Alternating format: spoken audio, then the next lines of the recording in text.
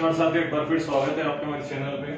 तो देखिए, अपना जैन धर्म चल रहा था प्राचीन इतिहास से, और जैन धर्म का पहला पार्ट मैं आप लोग को ऑलरेडी करा चुका हूँ। अब जैन धर्म का दूसरा पार्ट है, तो सबसे पहले तो स्क्रीनशॉट ले लो इसका और नोट्स बनाइए। साथ ही ये ना समझे आपके इसमें बहुत कम मैटर है, सिलेक्टेड चीज जरूर है लेकिन टोटल डिटेल में है। मैं चाहता तो आपको एक एक चीज यहाँ पर नोट डाउन भी करवा देता, पर उससे क्या वीडियो ज्यादा लंबा होता और उससे बोरियत होती। सारी चीजें मैंने ऑलरेडी यहाँ लिख रखी है, आप लोग बस इसका नोट्स बनाइए व्यवस्थित तरीके से। इसमें से ना है तो मुझसे बोल देना कि सर आपने गलत पढ़ा है, ठीक है। तो चलिए शुरू करते हैं। पार्ट नंबर 2 है। यहाँ पर जो हम लोग पढ़ेंगे वो है आपकी जैन सभाएं। जैन सभाएं हैं आपकी, तो जैन सभाओं में से जो पहली जैन सभा है, इसमें आप लोग देख सकते हैं पाटलिपुत्र। तो पहली जैन सभा जो है आपकी वो कहां पर आयोजित की गई थी? पाटलिपुत्र में, ठीक है। कब की गई थी? तो 4वीं शताब्दी बीसी में, और इसके जो अध्यक्ष थे वो कौन थे? स्थूलभद्र, ठीक है। तो 4वीं शताब्दी में ये आयोजित की गई थी, और इसके जो अध्यक्ष थे वो कौन थे? स्थूलभद्र। दूसरी जो यहाँ पर सभा आयोजित की गई थी वो की गई थी वल्लभी में, और ये कब की गई थी? तो 6वीं शताब्दी में, लगभग 512 ईस्वी में, ठीक है। इसके जो अध्यक्ष थे वो कौन थे? तो क्षमा श्रवण या फिर देवांदीगण। तो देवांदीगण आपको याद नहीं रहता है तो आप क्षमा श्रवण भी याद रख सकते हैं। क्षमा श्रवण इसके अध्यक्ष थे, ठीक है। चलिए, इसके बाद थोड़ा सा यहाँ नीचे देखिए, उससे पहले थोड़ा सा इधर नजर डालें। तो महावीर स्वामी ने संघ की स्थापना की, जिसमें महावीर स्वामी द्वारा एक संघ की स्थापना की गई थी, जिसमें 11 अनुयायी हुए थे। यानी कि टोटल इनके बाद उन्होंने 11, जो जब ये मौजूद थे, इनकी मृत्यु नहीं हुई, उस समय 11 अनुयायी थे जैन धर्म को मानने वाले, आगे बढ़ाने वाले। तो जैन धर्म जो 11 अनुयायी थे, जो गणधर कहे गए, तो इन 11 अनुयायियों को क्या नाम दिया गया? गणधर। तो कभी कभी प्रश्न पूछ लेता है कि जैन धर्म में जो 11 अनुयायी हुए उन्हें क्या बोला जाता है? तो क्या बोला जाता है? उन्हें गणधर कहा जाता है। महावीर स्वामी की मृत्यु के बाद में शुद्धमन जो थे इस संघ के प्रमुख बने। तो महावीर स्वामी जी की जब मृत्यु कब हुई थी? तो 72 वर्ष की अवस्था में, हम लोग पिछले वाले भाग में पढ़ चुके ऑलरेडी, ठीक है। तो उस समय जो उनकी मृत्यु के बाद संघ के जो प्रमुख रहे थे वो कौन रहे थे? तो शुद्धमन। ये आपको थोड़ा सा याद रखना है, ठीक है। उसके बाद थोड़ा सा देखिए, वापस इधर आइए। तो महावीर स्वामी की मृत्यु के बाद में जैन धर्म का विभाजन होता है, जैन धर्म टूटकर 2 भागों में बढ़ जाता है। इसकी क्या कहानी है? तो जब यहाँ से ये अपना जो है, जो 11 अनुयायी हुए, इन सभी आपस में क्या होता है? इनके बीच में मतभेद होता है, और चंद्रगुप्त मौर्य के समय क्या होता है? एक अकाल पड़ जाता है। तो अकाल पड़ने में क्या होता है? जब आपके ये 2 भाग पड़ते हैं, श्वेतांबर और दिगंबर। तो दिगंबर के जो प्रमुख थे भद्रबाहु, ठीक है ना, भद्रबाहु।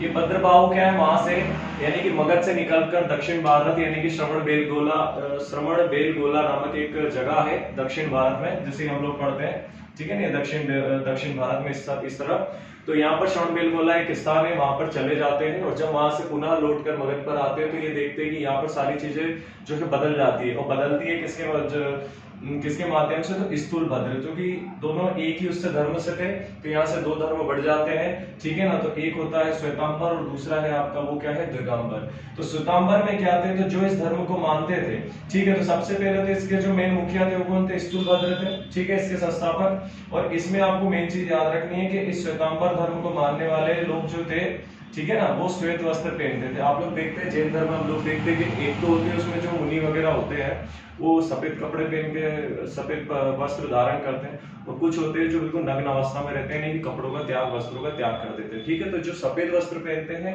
उन्हें बोला जाता है श्वेतांबर, और दिगंबर के अंतर्गत कौन आते हैं? जो वस्त्रों का त्याग कर देते हैं। और इसी के साथ आपको याद रखना है कि इसमें, इस धर्म में स्त्रियों के लिए मोक्ष है, और ये जो श्वेतांबर जो लोग थे ये महावीर स्वामी की मूर्ति की पूजा करते थे। लेकिन दिगंबर में इसके ठीक विपरीत होता था। क्या था? कि इसमें जो लोग थे वो नग्न अवस्था में रहते थे, स्त्रियों के लिए इसमें मोक्ष बिल्कुल भी नहीं था, और दिगंबर के लोग जो थे वो ये कहते थे, उनके हिसाब से मानना था कि महावीर स्वामी कोई भगवान नहीं थे जो उनकी पूजा करे, वे एक क्या थे? पुरुष थे, ठीक है ना। तो ये उनका मानना था। तो इतना आपको याद रखना है। यहाँ से आगे बढ़ते हैं इधर हम लोग। तो जैन धर्म के 24 में से 4 इंपोर्टेंट, यानी कि जैन धर्म में टोटल 24 तीर्थंकर हुए, जैसे हम जानते हैं, उनमें से 4 महत्वपूर्ण याद रखना है, और उन चारों के प्रतीक चिन्ह आपको याद रखना है, ठीक है। प्रतीक चिन्ह से प्रश्न बनता है, जैसे ऋषभदेव। तो ऋषभदेव का जो प्रतीक चिन्ह था वो बेल था या वृक्ष था, तो ये आपको याद रखना है। अगला अजितनाथ हुए, तो अजितनाथ का जो प्रतीक चिन्ह था वो हाथी था, ठीक है ना। प्रतीक चिन्ह से मतलब क्या? जब इन्होंने ग्रह का त्याग किया था तो उस समय जो इनके चिन्ह थे वो आपको बोला गया था प्रतीक चिन्ह। अगले पार्श्वनाथ थे, तो इनका प्रतीक चिन्ह सर्प था। महावीर स्वामी जी का प्रतीक चिन्ह सिंह था। कुछ इंपॉर्टेंट चीज इधर नोट डाउन किए तो वो भी आप लोग एक नजर डाल लें कि कल्पसूत्र। तो कल्पसूत्र की एक रचना थी, कल्पसूत्र की रचना किसने की थी? तो भद्रबाहु द्वारा की गई थी। इसमें क्या था? तो तो जैन धर्म का जो प्राचीन इतिहास है वो इसी के अंतर्गत आता है, तो ये भी आपको याद रखना है।